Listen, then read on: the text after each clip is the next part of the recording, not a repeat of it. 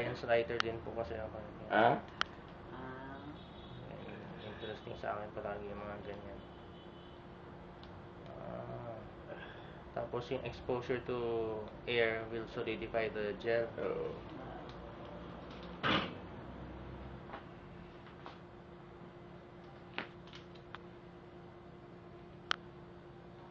Ngamit ka na po.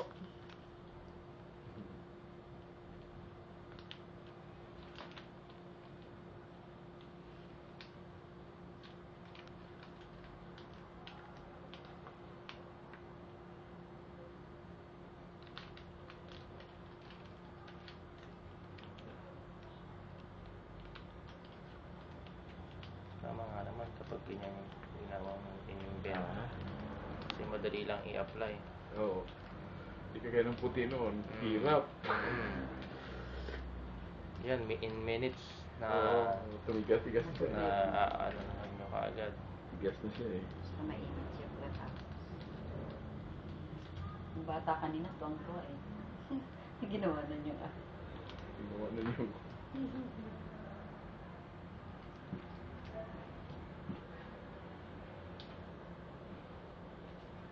Nung panahon nag-aral po ako ng first aid, wala pang mga ganyan eh.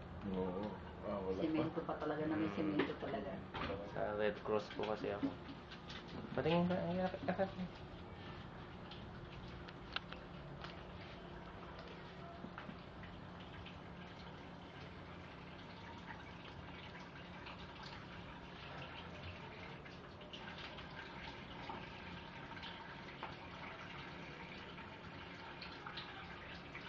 Parang mas exact ang pagkaka-mold.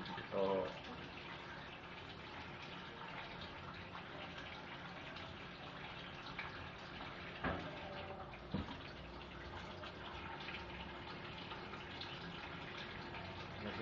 Siya parang smooth. Hindi siya lubak-lubak. Kasi pag lubak-lubak siya, pag tumigas siya, ang pangit eh. Kasi lubak-lubak siya eh. Tapos pag hardened na yan, paano po binabaklas? Kanya meron kami cutter. Hindi ko ba nilalagarin nila? Oo, yun yung nagawin. Lagarin. Doktor ka ba yun na lagarin?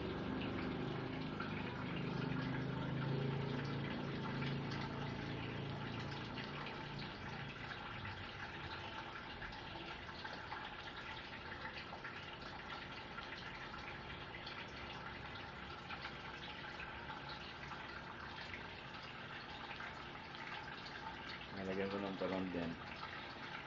Hoping na maka natin siya.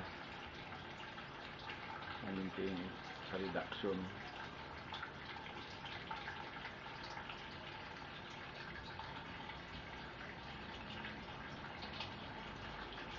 Pero pag ganyan po, do the fingers ever realign to the original position? Hindi po eh. Kasi nga, because it's too distal, meron talaga sa angulation. Usually nga, pagka talaga angulated, inooperahan namin eh. Kasi walang control tayo dun sa distal na yun eh. Except, nga ito, hoping na i-reduce natin by dose reduction. Hoping ito with this